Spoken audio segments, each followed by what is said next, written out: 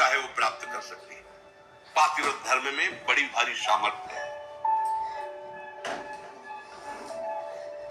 सच्चाई की परीक्षा तो तभी होती है जब विपत्ति आती है।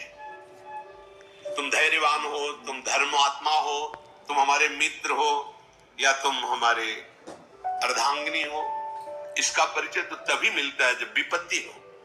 अर्थात मित्र विपत्ति में हो तो उस समय उसे छोड़ना नहीं चाहिए। तुम विपत्ति में हो तो धर्म नहीं छोड़ना चाहिए, धैर्य नहीं छोड़ना चाहिए।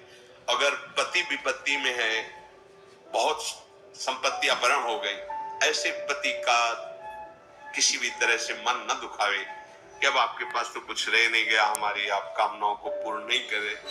धीरज धर्म मित्र अरुणारी, आपद काल परखे चारी। जो ऐसी स्थिति में अपने पति का सहयोग करते हैं।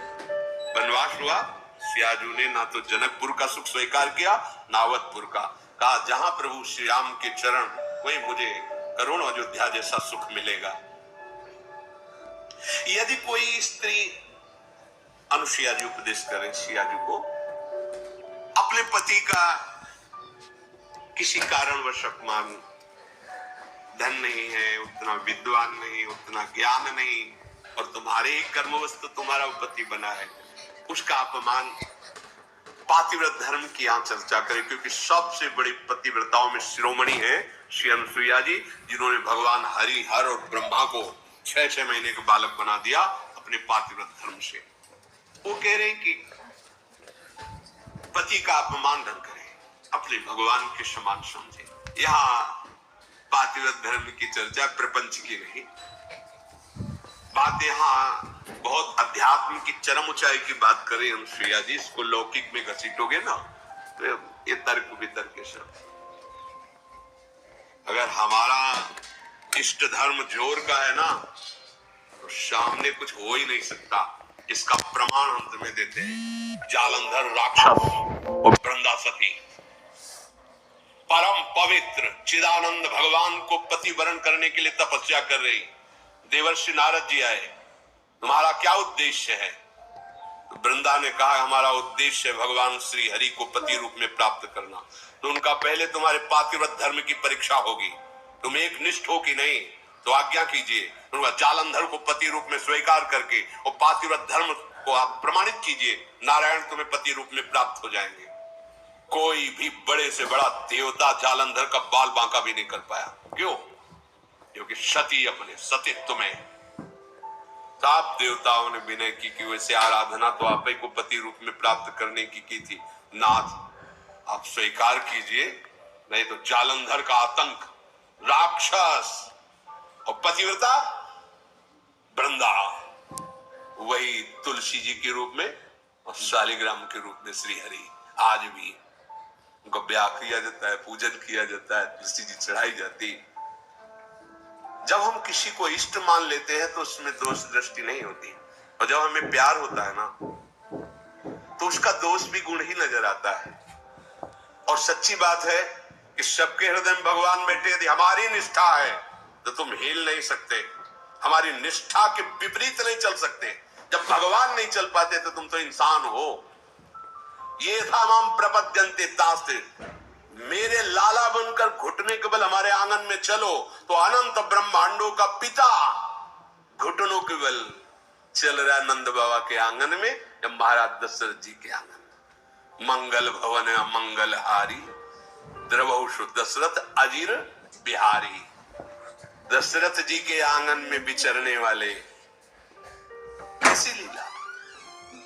अनंत ब्रह्मांडों का पिता बालक बन करके जब वो बन सकता है तो तुम्हारे निष्ठा और पातिव्रत धर्म में वैसे ही चलेगा जैसे तुम विचार करोगी, क्योंकि तुम्हारा पातिव्रत धर्म पवित्र।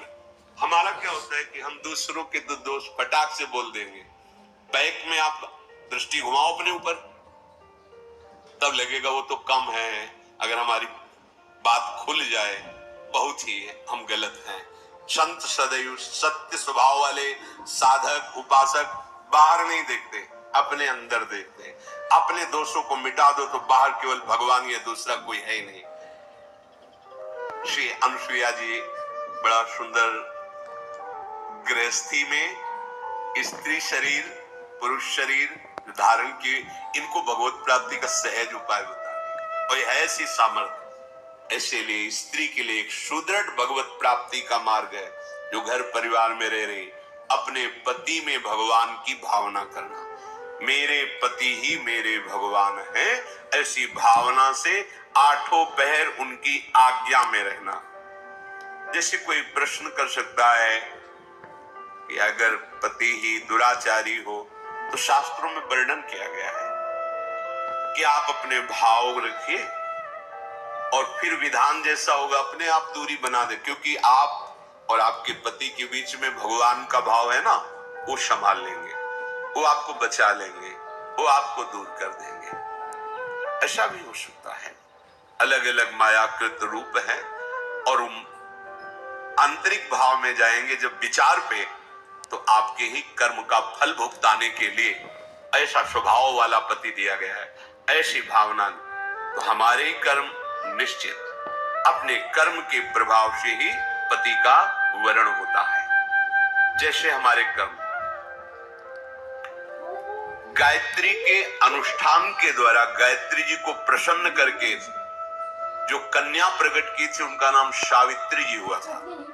बहुत ही तेजस्विनी राजकुमारी थी। जब वर वरण की बात आई तो उनके पिता ने आदेश किया कि तुम स्वयं घूमो मृत्युलोक में और जो तुम्हें वर पसंद आएगा उसके साथ ब्याह कर दे। इतना प्यार करते थे और वो गायत्री जी की कृपा से प्रकट हुई थी, इसलिए उनका नाम सावित्री। बड़ी तेजोमयी कांति, अद्भुत ज्ञान, मंत्री और विशाल सेना साथ और राजकुमारी वर वरण के लिए। स्वयं तुम देखो, बहुत राजकुमारों को देखा, मन में ही नहीं आया। जंगल से गुजर रही थी, देखा एक लकड़हारा लकड़ी काट रहा है, दृष्टि गई, देखते ही लगाए मेरे प्राणपति। रुक गए। मंत्री से कहा आदर से इनको नीचे उतारो। वो तो क्या अपराध बन गया, सैनिक घेरे हुए हैं, राजमंत्री। हाथ जोड़कर राजकुमारी ने कहा मैं आपको पति रूप में वरण करती हूं। आप नेत्र हैं आपके, आप देख पा रहे हैं मैं कौन हूं। लकड़ी काट के बेचता हूं और अपने माता पिता की सेवा करता हूं। मेरे पास रहने का ठिकाना नहीं, खाने का। तो आपका राज वैभव का प्रभु, मैं राज वैभव को पति नहीं बना रही हूं, आपको पति रूप से वरण। मेरा मन मान गया है, मेरा मन राजी हो गया है आपको देख के, आपके सौंदर्य को, आपके गुण को, आपके घर को, आपके वैभव को देखकर मैं पति नहीं बना रही, मेरा मन मान गया है। आपके माता पिता कहाँ हैं? बोले जंगल में एक झोपड़ी में विराजमान। ठीक है, मंत्री से कहा ये स्वीकृत है, पूरी जानकारी ली, वापस लो। जब वापस गए तो वहां बैठे हुए थे देवर्षि नारद जी। आओ बेटी। राजा ने कहा वर वरण किया? हाँ। मंत्री ने पूरी बात बताई। देवर्षि नारद जी ने कहा नहीं नहीं नहीं, गलत हो गया।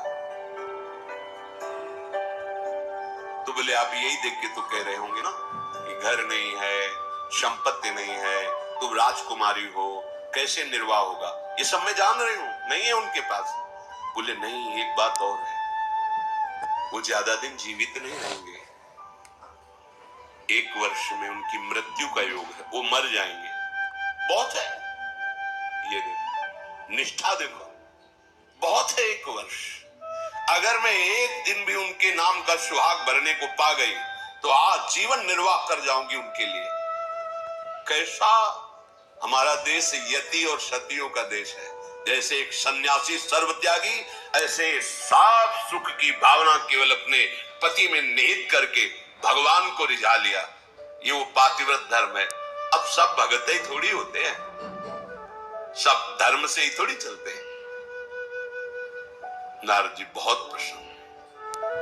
उन्होंने कहा एक बार जिसका वरण कर लिया बस। जैसे मां भगवती पार्वती जी ने सप्त ऋषियों को जवाब दिया था, कोटि जन्म लग रगर हमारी, बरऊ संभु न तरहो कुमारी। तुम एक बार की बात कहते हो, करोड़ों बार जन्म लूंगी और तपस्या करूंगी, वो वर के रूप में वरण करूंगी तो महादेव को ही वरण करूंगी। माना महादेव अवगुण भवन, विष्णु सकल गुण खान, जय कर मन जय सम रमे, ते ही संत। मान गए आपकी बात पर, मेरा मन रम गया है शिव में, करोड़ बार जन्म लूंगी लेकिन महादेव को ही वरण करूं। ये सावित्री जी का ब्याह हुआ, पिता ने अपार वैभव, वही अकेले थे, बिल्कुल एक भी सुख नहीं लिया। नहीं, मेरे पति देव के ही सुख में सुखी रहूंगी, आपका कुछ भी दहेज, कोई भी एक वस्तु स्वीकार नहीं करूंगा। बहुत सत्यवान जी प्रसन्न हुए, उनका नाम सत्यवान, और कहा प्रिय, पता नहीं किस पुण्य हमारी जैसी हमें पत्नी मिली। वैसे मैं भी एक राजकुमार हूं, मेरे राज्य का अपहरण कर लिया गया, वैरी राजाओं ने। मेरे माता पिता वयोवृद्ध थे, उनको लेकर मैं जंगल भाग आया हूं और वास कर रहा हूं। पर मैं तुम्हें कैसे, उनको ये पता नहीं कि मैं 1 वर्ष की आयु, लेकिन सावित्री जी को पता है, मैं तुम्हें कैसे सुख प्रदान कर सकता। बोले भगवान, बस आपकी चरण सेवा करके, आपको सुखी देखकर मैं परम सुखी रहूंगी। सुबह वो लकड़ी काटने के लिए चले, वो साथ चले, उनका नहीं, हमारे माता पिता की सेवा में जो आज्ञा। और जिस दिन से ब्याह हुआ था उस दिन से तिथि गिनना प्रारंभ कर दिया। धीरे धीरे जब कुछ महीने व्यतीत हुए, उन्होंने अन्न छोड़ दिया।